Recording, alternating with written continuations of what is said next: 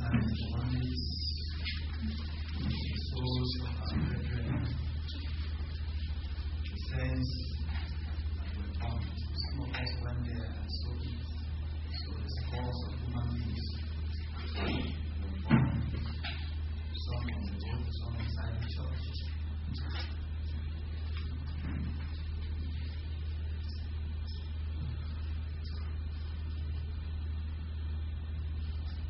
So rest in perfect peace in the Lord.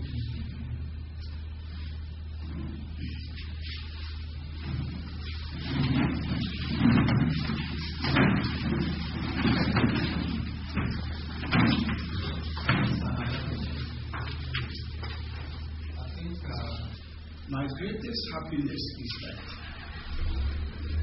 I'm one of the students of Samson.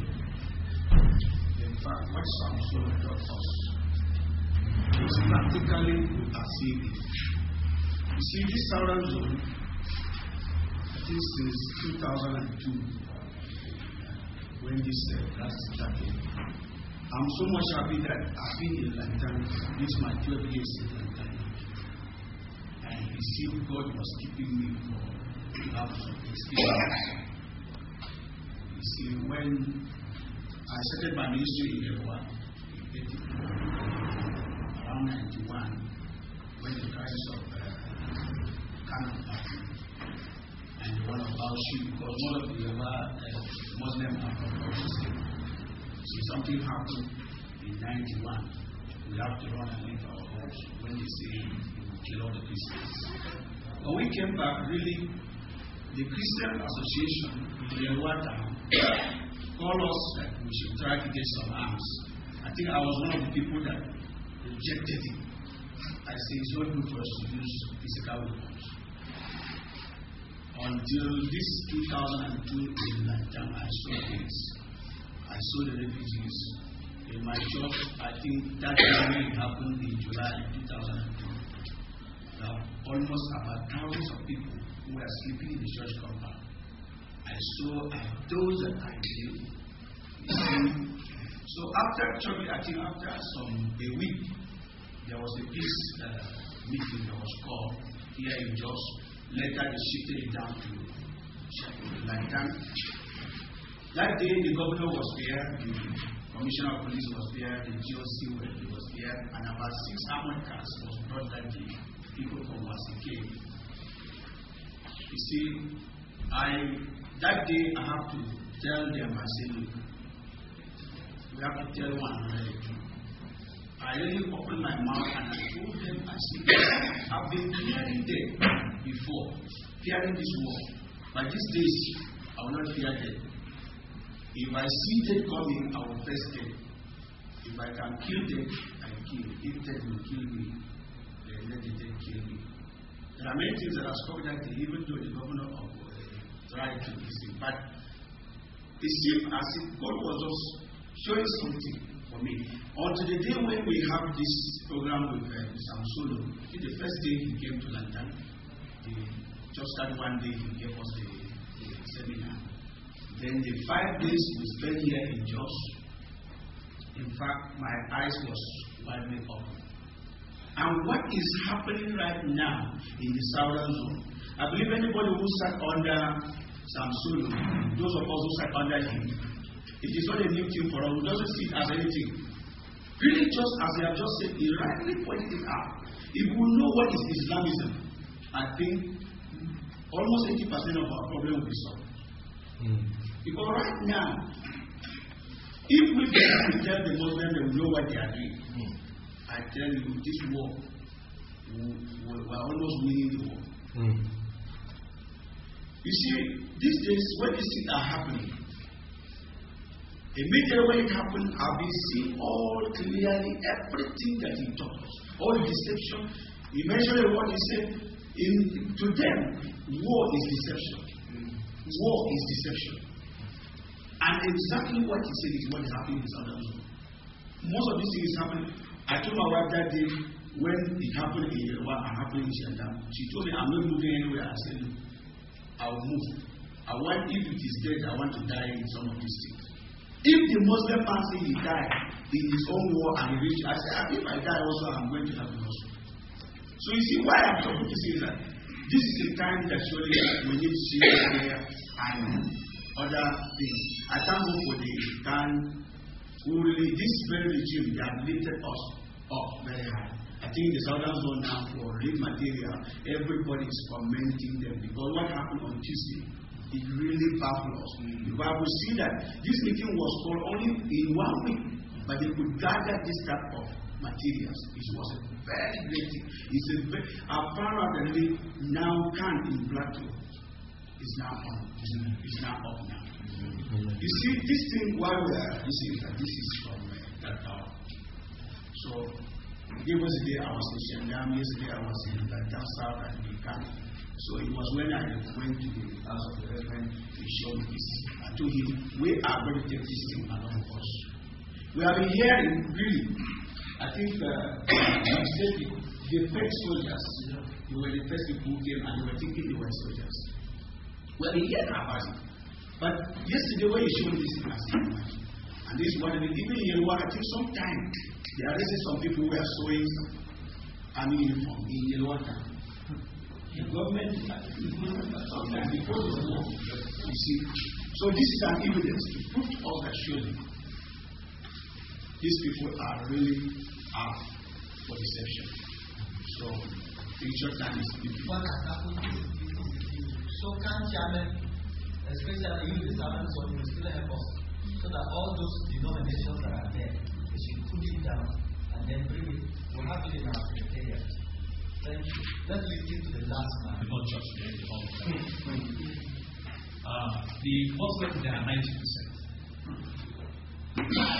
Either 90 or 80%. And the refugees now, they are talking there in millions or in thousands rather. This time around, we've had what the doctor has said. Actually, we've been praying, fasting, but the legislature has all attended in particular.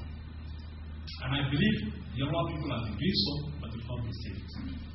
We don't know when the devil insists attacks, it doesn't happen to the voice of the Lord. What I'm trying to plead for is this. Spiritually, we've had it. We shall be alert, we shall continue to pray. But we need your advice in terms of prevention. What advice will you give us? Because this thing may happen either tomorrow or next tomorrow. Because most of the dead people's relatives have been brought home. And the people, they are not happy. When you preach, you touch where they don't like. Some few days, one of their leaders there was preaching, inciting their youths that what were they doing is to raise up and fight against the unbelievers. Fortunately, so few of us were around to rush to the police station and inform the people. But frankly speaking, let me tell you, at times the Lord even listen to the security men there. So please help us. What advice will you give us to discover that we are not, which we cannot really begin to speak for you? But the point is that when you begin to see what is happening, you will know that there is a wisdom that has gone out that is drying up the sources of what the enemy uses to kill us and is empowering our people. But I'll give you a clue. After 9/11, one of the most important things the American government did was that they went after all the funding of terrorists. Let me give you a clue. What do they call what's happening in Vietnam and Macedonian today in Nigeria? They call it religious disturbance. Is it religious disturbance? No. What is it really called? It's terrorism. It's terrorism. Now, the ministers of God who bear sword is not only Nigeria, it's worldwide. There are some ministers appointed by God. If they hear terrorism anywhere in this world, they will appear there. But if you are telling them there's religious disturbance, and they are there, no. If you can prove beyond all that there is terrorism, will they not appear? If it is God that appointed. So that's the thing of the things. 7th to 14th, that particular period, at the university, even though I wrote a paper on that and it was published in the African Affairs London 2002. Generally speaking, 26 students lost their lives in the crisis. I want us to know that because we documented it. Okay. A number of them missing. Staff members, academic and non-academic, 9 lost their lives. And then 3 staff children were killed during that particular period. On May 2nd, 2002, again it affected the university. In my department alone, 2 people died. These were chaps working directly under me. 2 people died. And I think in that particular crisis, we lost about 6 staff. About 200 live with Professor Danny McCain on the permanent site. And that means food. That means people will need to eat. And very often, the supplies usually would run out. So please, next time, when you hear there is a crisis or you know about it, and you are at a position to help, in what way, please think about us. And I would also like to record here that Governor Odili of Rivers State sent relief materials. He also sent medical materials for us or support for us. And we are acknowledging it here. The government also tried, the government of this particular state, they also did their best. We thank God that the problem was not more than that. But what the Vice Chancellor said, and I quote him, the life of one of you is more than the life of 1 million of them. Unquote. That was what the Vice Chancellor said when he addressed the students. Because he now thinks about capacity building, human resource development, and most of these people are not in school, and they will never ever care to be in school. And the other footnote I want to add, the students fought as one person, both Muslims and Christians. I just have to be fair. They fought as one person. They defended the university. In fact, I want to look at these students as body bags. They used themselves to protect the staff members. If they had not been there, all of us would have been swept away. We would just say, well, okay, forget about these guys. The guys are gone. And when we complain, they say, well, the university is sitting there. It is not serving any purpose for them. But I know, for example, I myself is one of those that has always been struggling over the years to see more Muslim students come into the university to read. Because I know that an educated one is much, much better than the other one that is not educated. Please, as you pray